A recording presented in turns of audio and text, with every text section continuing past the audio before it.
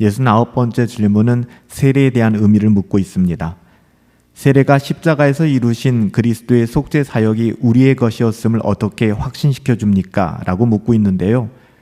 우리의 더러운 몸을 마치 깨끗한 물로 씻어내듯이 그리스도의 보혈과 성령으로서 모든 죄로부터 우리의 영혼을 정결하게 하시겠다라는 약속 위에서 그리스도께서는 물을 가지고 외부적으로 씻는 제도를 정하신 것입니다.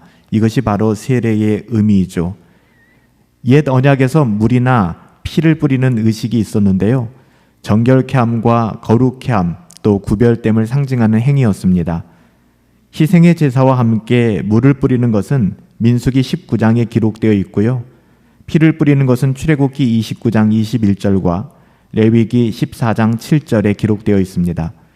이와 같이 물과 피를 뿌리는 의식을 통해 선지자들은 때가 되면 하나님께서 직접 유대인과 이방인 모두를 영적으로 씻으시고 갱신시켜 주실 것에 대하여 선포하셨습니다. 예수님보다 앞서서 세례 요한은 물로 세례를 베풀었죠. 예수님 자신도 세례 요한에 의해 세례를 받으셨습니다. 마태복음 3장 15절에 나타나 있죠. 예수님은 회개의 세례를 받아들이셨는데 이는 예수님 자신이 죄가 있었기 때문이 아니라 세상 죄를 지고 가실 어린 양이셨기 때문이에요. 세례는 제자로 받아들여지는 표식이기도 했습니다. 세례는 그리스도의 속죄의 제사에 근거해서 죄 용서함을 받은 증거가 되었어요.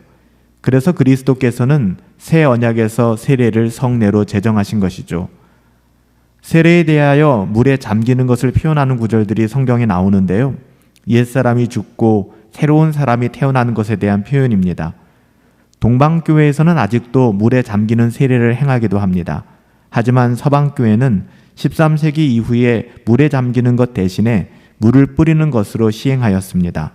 차이점은 없어요. 물을 머리에 뿌리는 것은 머리가 물에 완전히 잠겼다는 것을 의미하기 때문에 사도들도 그리스도의 보혈을 뿌리는 것으로 말하고 있고요. 이러한 세례의 방식에 대하여 칼빈은 물에 완전히 잠기는 것이든 물에 잠기는 것을 3번 혹은 1번 하든지 아니면 물을 뿌리는 것이든지 그 행위가 중요한 것은 아니다. 비록 초대교회가 물에 잠기는 것을 시행하였지만 이것은 그 상황에 따른 교회의 결정에 맡겨도 된다라고 해석했습니다. 그게 맞는 것 같아요. 그 형식, 보여지는 어떠함이 중요한 것은 아니고 그것이 무엇을 의미하고 있는가, 그 본질적인 의미가 훨씬 더 중요한 것이니까요. 세례는 내가 분명히 그리스도의 보혈과 성령으로 인하여 깨끗이 씻김을 받는 것을 기억하게 하고 확신하게 만드는 증거가 됩니다. 이게 중요해요. 즉, 그리스도의 보혈과 성령으로 우리의 모든 죄를 씻는 것을 나타내는 표식이라는 것이죠. 영적으로 정결하게 된다는 것을 증거함으로 우리에게 확신을 주는 것입니다. 오염되고 더러운 몸이 흉하듯이 죄로 오염된 영혼의 더러움이 깨끗하게 씻김을 받는 것입니다. 따라서 세례는 그리스도의 보혈의 중요성을 더욱더 생각나게 하는 것이죠. 세례는 옛사람이 죽는 것을 더욱 생각나게 하고 영적으로 깨어난 새 사람으로서 거룩을 사모하고 경건을 추구하며 거룩한 삶을 애쓰는 하나님의 영광에 대한 목적이 분명해지는 것을 기억하게 만드는 것입니다. 그것이 없다면 세례는 의미가 없는 거예요.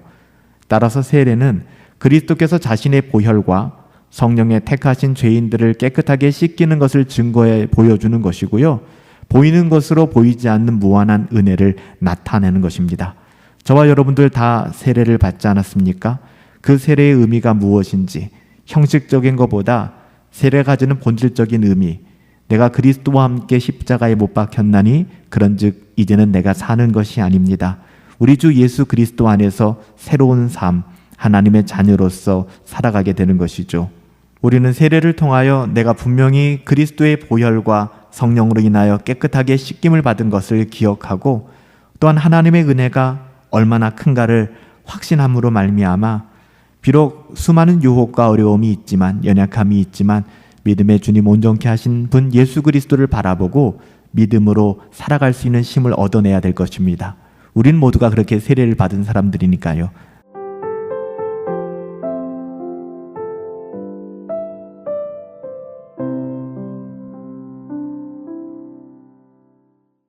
하이델베르크 교리문답 70번째 질문은 그리스도의 피와 그리스도의 영으로 씻음을 받았다라는 것, 이게 무슨 의미가 있는가를 묻고 있습니다.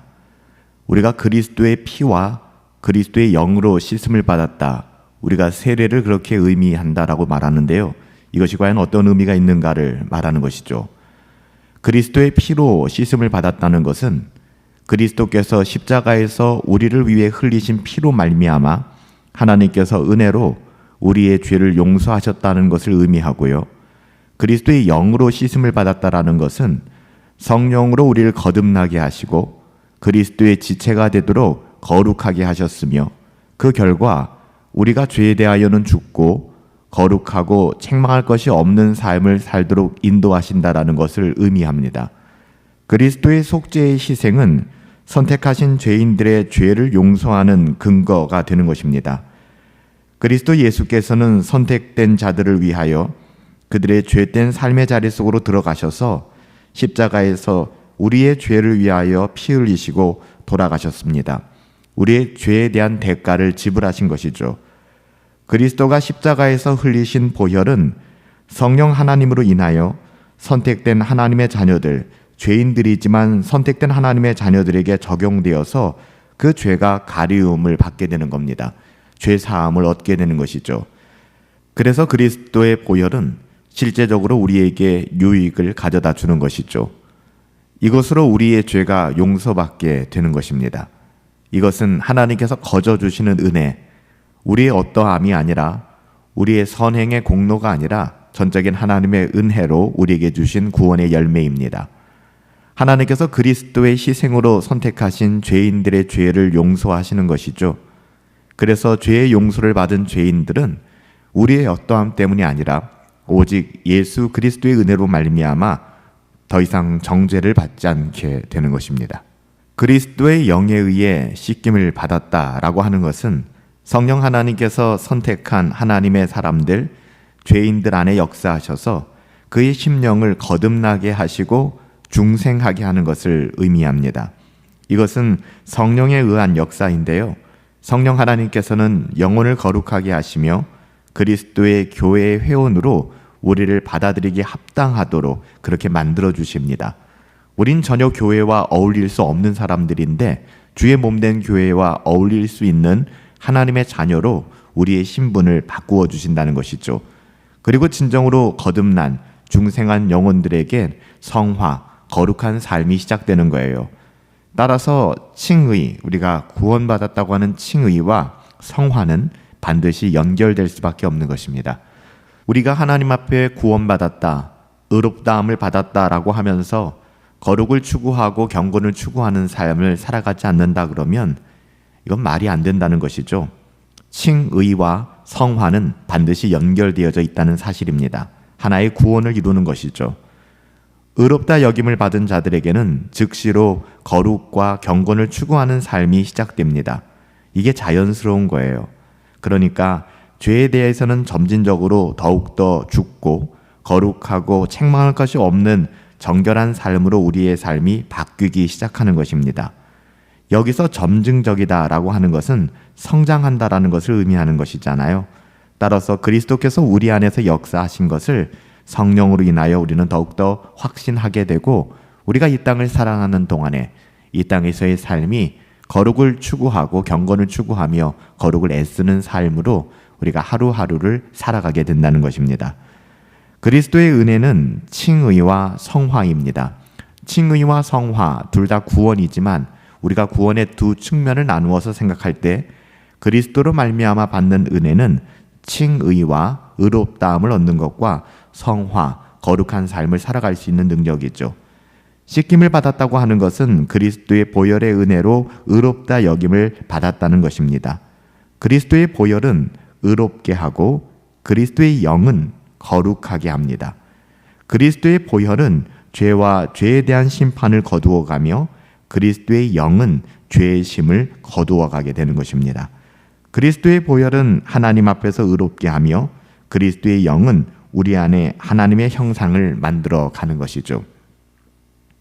그리스도의 보혈로 말미암는 은혜는 이렇게 크게 두 가지인데요. 그리스도의 피와 그리스도의 영으로 씻김을 받았다는 것입니다. 이것은 분리될 수가 없다고 말씀드렸어요. 한 가지의 사건입니다.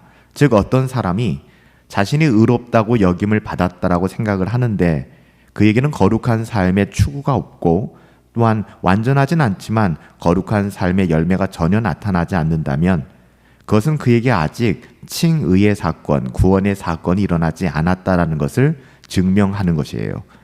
그는 자신을 속이고 있는 상태인 것이죠.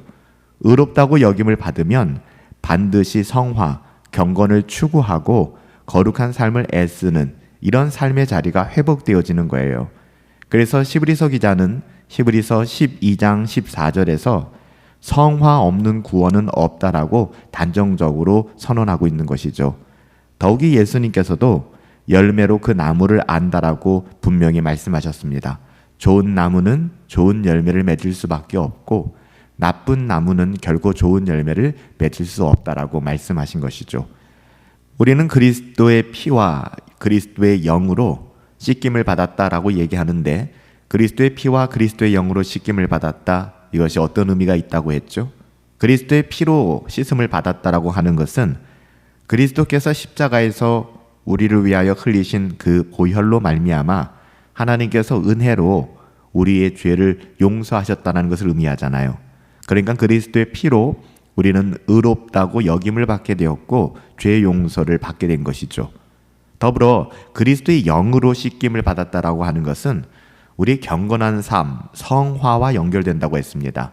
성령으로 우리를 거듭나게 하시고 그리스도의 지체가 되도록 우리에게 경건을 추구하고 거룩한 삶을 애쓰도록 우리 성령 하나님께서 그리스도의 영으로 우리를 씻어주셨다는 것이죠.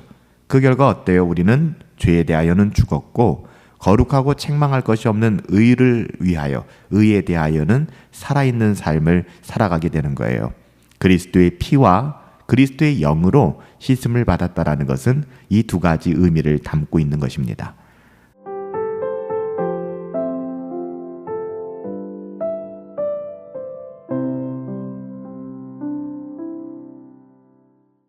하이델베르크 교리문답 71문은 세례에 대한 예수님의 약속의 근거, 출처를 묻고 있어요.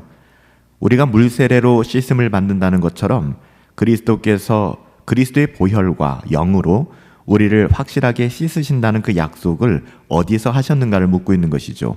그러니까 우리가 물세례를 받는 그 사건은 눈에 보이고 우리가 경험하는 사건이잖아요. 우리가 물로 세례를 받는 것처럼 그리스도께서 그리스도의 보혈과 영으로 그 물세례를 통하여 우리를 확실하게 씻으신다고 약속하신 그 약속의 근거, 출처가 어디 있는가를 묻고 있는 것입니다. 그리스도께서 세례를 제정하실 때 그러므로 너희는 가서 모든 민족을 제자 삼아 아버지와 아들과 성령의 이름으로 세례를 베풀라라고 말씀하셨죠.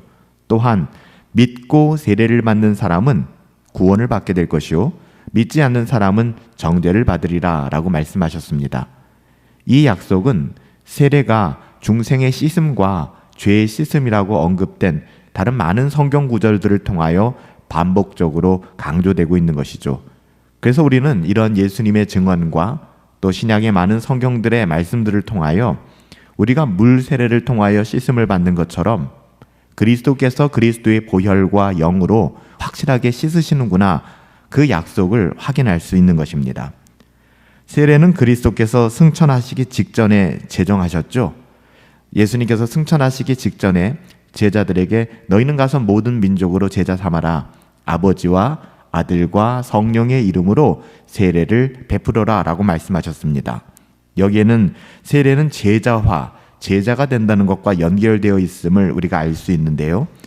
옛 언약에서는 할례가 하나님께서 이스라엘과 맺는 언약으로 받아들여지는 표식이었어요. 그래서 구약 시대와 옛 언약에서는 할례라고 하는 것이 굉장히 중요한 그런 표식이 되었죠. 그러나 새로운 언약에서의 세례, 이 세례는 하나님 나라의 백성들, 그러니까 모든 민족에게서 부름을 받은 제자들에게 국한된 사건으로 표식으로 등장합니다. 그러니까 우리가 하나님의 자녀일 뿐만 아니라 예수 그리스도의 제자, 우리가 그리스도를 따르는 제자라는 표식이 되어지는 것입니다. 믿는 자가 세례를 받을 것을 우리 주님께서는 말씀하셨잖아요. 아무나 세례를 받으라고 하신 것이 아니라 믿는 자, 그리고 예수님의 제자로 따르는 사람들에게 세례를 베풀라라고 말씀하셨습니다. 디도서 3장 5절에서도 중생과 세례가 관련이 있음을 말씀하고 있는데요. 사도행전 22장 16절에서는 세례와 죄를 씻는 것을 함께 언급하고 있습니다. 이러한 구절들은 외적으로 행하는 세례가 우리 예수님에 의해 제정된 것으로 죄 씻음을 의미한다는 것을 확인해 주는 대목이죠. 세례라고 하는 것은 그리스도 안에서 선택된 하나님의 자녀들에게 성령 하나님께서 역사하셔서 그들이 의롭게 변화되어지며 거룩하게 되었다라는 일종의 외적인 표식이 되는 것입니다. 이처럼 세례는 구원의 약속과 연결되어 있기 때문에 반드시 모든 신자에게만 적용되어지는 거예요. 그래서 불신자에게는 세례가 의미가 없는 것이죠. 따라서 세례를 받았을지라도 믿음이 없는 자, 그러니까 세례라고 하는 것이 궁극적인 표식이지만 세례가 구원의 조건이 되는 것은 아니거든요. 아무리 세례를 받았다 할지라도 그 안에 믿음이 없다면, 하나님의 은혜가 없다면 그 세례는 무용지물이 되는 것입니다. 반대로 구원받은 하나님의 자녀들은 반드시 세례를 받음으로 말미암아 우리가 하나님의 언약의 자손임을, 예수 그리스도의 제자임을 확증하고 증거할 필요가 있다는 것이죠. 이것은 우리에게 주는 그런 유익이 있는 것이지 반드시 구원의 조건이 되는 것은 아니라는 거예요. 예수님께서는 이런 명령을 통해서 세례를 베풀라라고 말씀하셨는데요. 세례는 삼위 하나님의 이름으로 시행되어져야만 합니다. 이것은 외적으로 물에 잠기는 것이지만 내면적으로는 하나님의 이름 속에, 하나님의 그 어떠하심과 하나님의 그 깊이 속에 우리의 영혼이 잠기는 것이고요. 하나님과의 교통 속에 들어가는 것을 의미합니다. 그래서 삼위 하나님께서는 믿는 자에게 자신의 언약의 하나님이심을 확신시켜 주시는 것이죠.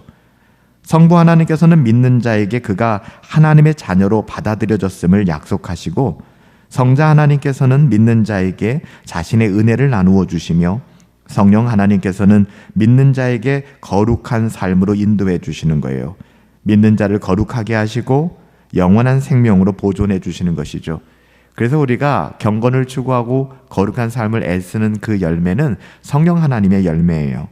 따라서 그리스도 안에 있는 자는 비록 우리의 어떠함으로 연약할지는 모르겠지만 믿음과 연결되어서 그리스도의 은혜를 깊이 누릴 수 있게 되는 것이죠.